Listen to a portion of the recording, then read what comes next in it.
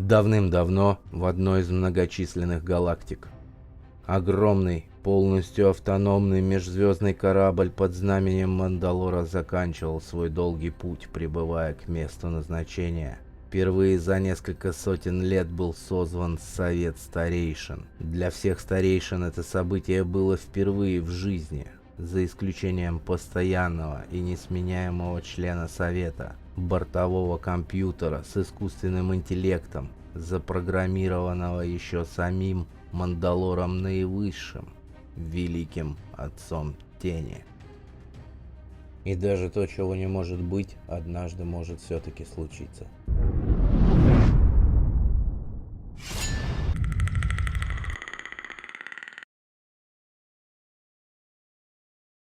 «Мы знаем о них все! Мы можем вступить в контакт!» Восторженный голос адмирала несколько раз эхом разнесся по круглому залу Совета Старейшин, пока не наступила тишина. В обычное время в зал имел допуск только один из присутствующих – наместник. Другие участники допускались сюда только во время созыва Совета. Большой круглый зал Совета Старейшин был спроектирован таким образом, что любой, говорящий даже тихим шепотом, будет прекрасно слышен всем присутствующим. Потрясающая акустика достигалась не только полукруглыми сводами зала, но и специальным образом обработанным и отполированным минералом на полу, усиливающий любые звуки. Этот темно-синий минерал был добыт на одной из планет Старого Света и специально доставлен на корабль для отделки зала Совета. Огромный панорамный иллюминатор напротив единственной двери все так же зиял чернотой безграничного космоса. В зале не было ничего, кроме большого круглого каменного стола и 5 кресел вокруг него. В центре стола располагалась бронированная хрустальная полусфера, заполненная специальным газом для создания идеальных условий для работоспособности сердца и мозга флагманского корабля. Газ внутри сферы иногда менял цвет, имитируя настроение искусственного интеллекта. Искусственный интеллект, он же бортовой компьютер и навигатор, не имел права голоса в Совете Старейшин, не принимал решений, но имел определенную, неоспоримую власть и даже собственное имя – Взор. Обладая неимоверным могуществом, Взор не вмешивался в жизнь экипажа корабля и его пассажиров. Формально Взор подчинялся наместнику, технически не подчинялся никому. Исправность кораблей с помощью многочисленных дроидов-механиков была первостепенной его задачей, важной, приоритетной, но не основной. Основная задача Взор была известна всем, но они предпочитали лишний раз не упоминать. 4 кресла за столом были заняты. 5-е свободное кресло уверенной походкой занял только что вошедший адмирал. Совет Старейшин был в полном сборе. Старейшины были облачены в одинаковые комплекты брони из благородного металла с черным отблеском. Шлемы полностью скрывали их лица и отличались лишь цветом лицевых пластин вокруг Т-образных визоров. Цвет лицевых пластин обозначал титул и занимаемую должность. На шлеме первого из Совета Старейшин, носившего титул «Наместник», красовалась пластина золотого цвета. Наместник отвечал за принятие кардинально важных решений всей миссии. На шлеме жреца красовалась пластина зеленого цвета. Жрец отвечал за каноничность вверенного ему знания и общий психологический настрой экипажа и пассажиров. Шлем канцлера был украшен полосой белого цвета. Канцлер отвечал за хозяйство и распределение ресурсов. Шлем адмирала был украшен пластиной ярко-красного цвета. Адмирал отвечал за вооружение и армию. На шлеме мастера была полоса ярко-синего цвета. Мастер отвечал за здоровье, образование и сохранение полученных знаний. Все 5 – наместник, жрец, канцлер, адмирал и мастер – составляли Совет Старейшин. Решения Совета Старейшин не оспаривались и не имели обратной силы. Отменить решение Совета Старейшин было невозможно. Решения касались абсолютно всех – и экипажа, и пассажиров. Все молча смотрели на адмирала, который опустил накопитель информации в виде кристального шара в специальный отсек на столе. Над приемным отсеком располагалась выцветшая, почти полностью стертая, но все еще заметная надпись. Или найди путь, или проложи его сам. В шаре находилась вся информация, полученная за период наблюдений. Забрав шар в свои недра, взор приступил к обработке информации. Адмирал занял свое место. Наконец, тишина была нарушена. «Я понимаю, но не разделяю твой восторженный оптимизм, адмирал». Голос жреца был безмятежен. То, что говорил именно он, было понятно по соответствующим жестам. Говорящий соединял пальцы на руках вместе. «Я осуждаю твою несдержанность. Актуальная информация сейчас известна только тебе и наместнику. Мы должны принимать взвешенные решения. От этого зависит не только успех всей нашей миссии, но и наша дальнейшая судьба. Поэтому давайте по порядку. Последовательно изложим совету всю имеющуюся информацию». Соединив кончики пальцев рук вместе, слово взял мастер и заговорил. Много лет назад нашими предками было принято решение взять курс на планету КС-1307 в созвездии Наугольника. Нужно отметить, все присутствующие знали историю своих предков, но проговорить ее заново на совете было частью ритуала, чтобы взор осознавал, что присутствующие в здравом уме и понимают, о чем идет речь. Следовательно, принятые ими решения будут выбранным путем. Мастер продолжал. Из всех 227 потенциально пригодных для жизни планет, обнаруженных нашими учеными на тот момент, это выбрано было не случайно. Наши предки установили не только признаки разумной жизни на этой планете, но и наличие комфортной среды обитания, полностью подходящей для нас. 44 года назад флагманский корабль достиг точки прямой видимости планеты. Наместник принял решение отправить разведывательные корпуса дроидов для контактного наблюдения и прокладки маршрута в гиперпространстве. Итак, что мы знаем о планете КС-1307 на данный момент? Планета находится в обитаемой зоне звезды КС-13, наши ученые назвали ее Фарус. Это красный сверхгигант, этап жизни которого будет рассчитан в ближайшее время. Длина экватора планеты 50 452 километра.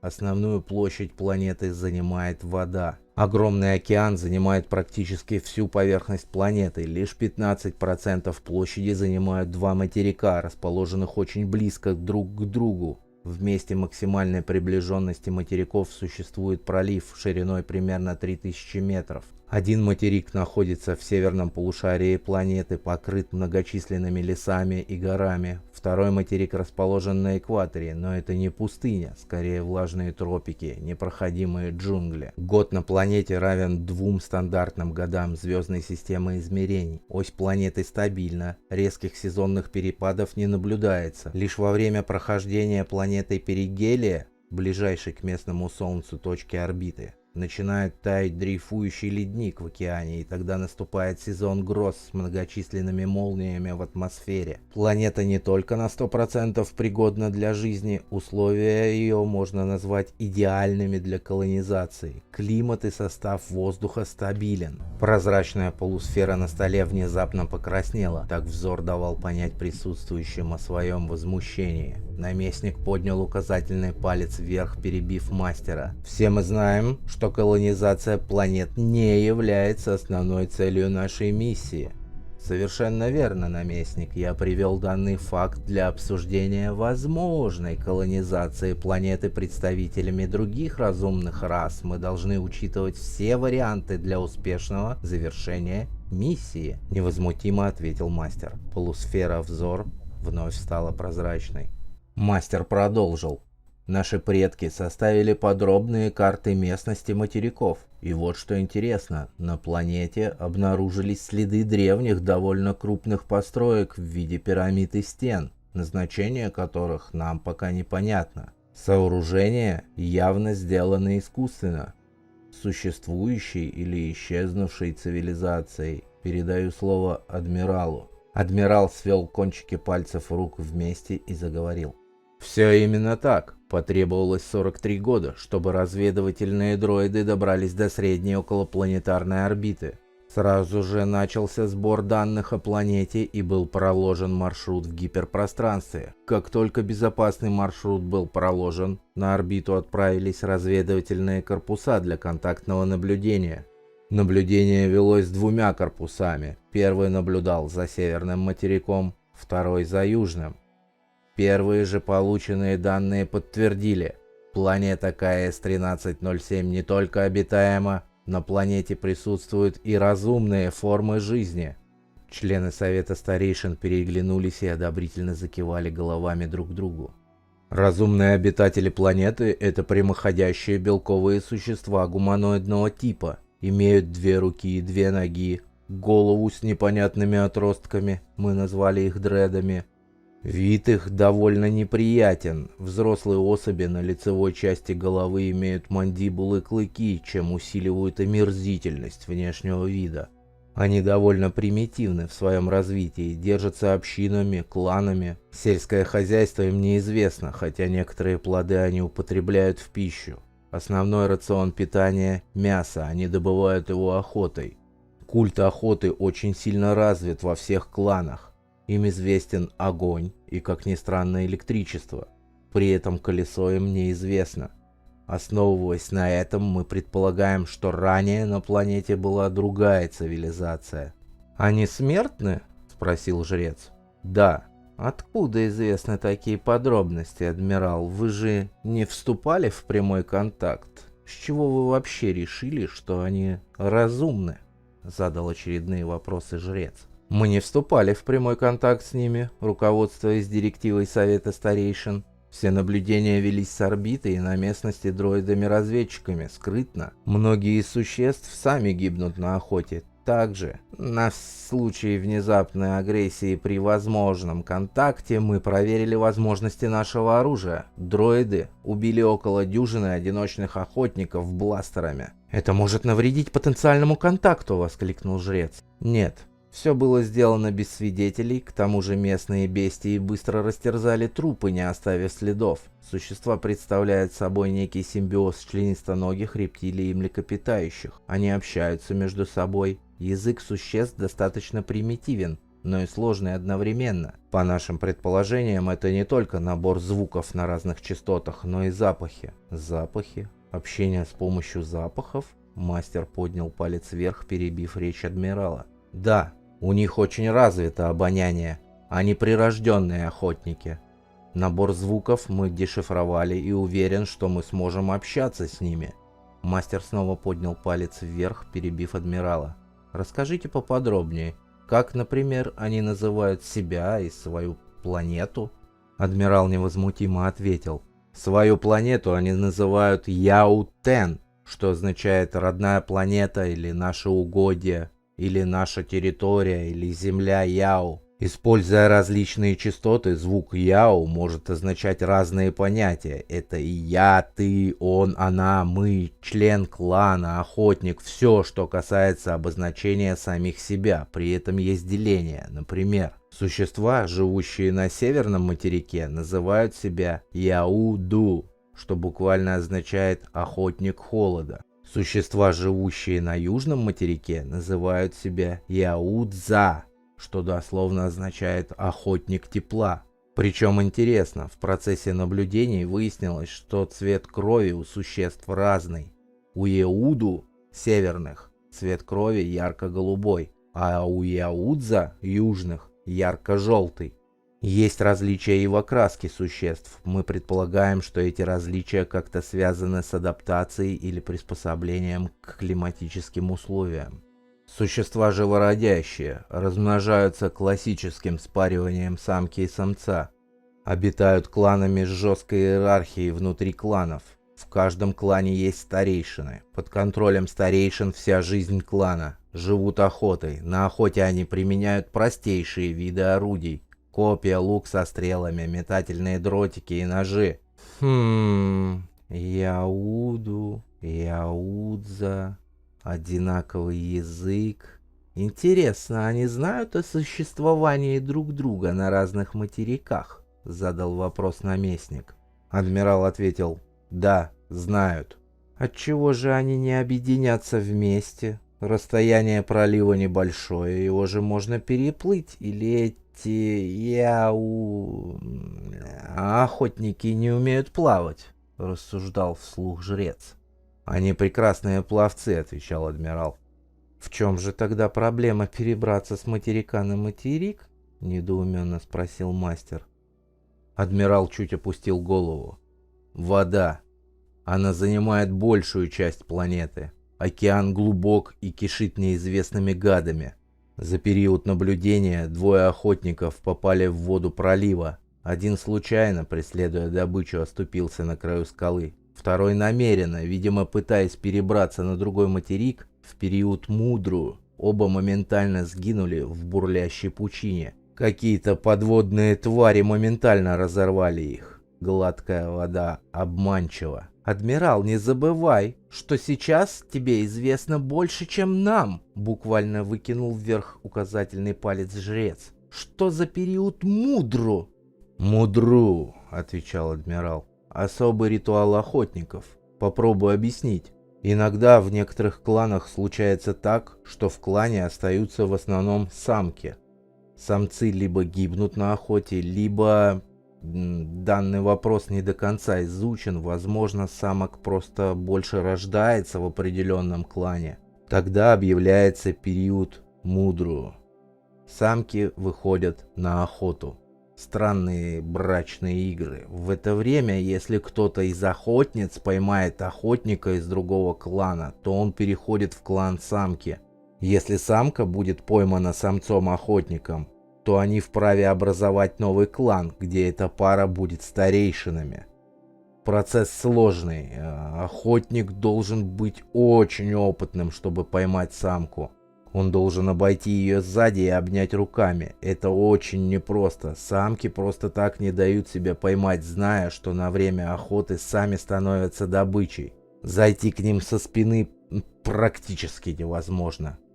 Ритуал не изучен до конца, так как период Мудру не так часто происходит. За время наблюдения всего 2 раза объявлялся этот брачный ритуал. Сфера в центре стола из прозрачной стала молочно-белой. Это означало, что информация на носителе обработана. «Взор! Огласи вердикт анализа полученных данных!»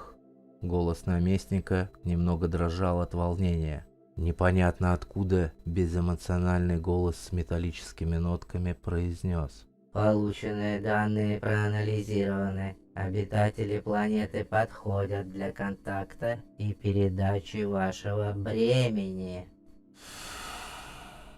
Все 5 в зале облегченно вздохнули. «Будем голосовать», — сказал наместник. «Кто за то, чтобы вступить в контакт немедленно?» Адмирал и канцлер подняли большие пальцы правой руки вверх, что означало «за». Жрец и мастер опустили большие пальцы правой руки вниз, что означало «против». У каждого были свои мотивы для такого решения, и это не обсуждалось. Ответственность за коллективное решение вновь легла на наместника. «Не будем спешить. Повторение прошлого нам слишком дорого обойдется». Наместник встал из-за стола и подошел к иллюминатору. Глядя на планету, он рассуждал вслух. «Яутен, Яудза, Яуду. Что ж, мы дадим вам то, что вам нужно. Мы сделаем все для успеха миссии и все, чтобы освободить нас от взятого нашими предками бремени. Канцлер, мобилизируйте ресурсы. Мы построим им мост. После такого подарка они с радостью примут и другие наши предложения. Таков путь. Остальные члены совета повторили за наместником в один голос. Таков путь. Продолжение следует.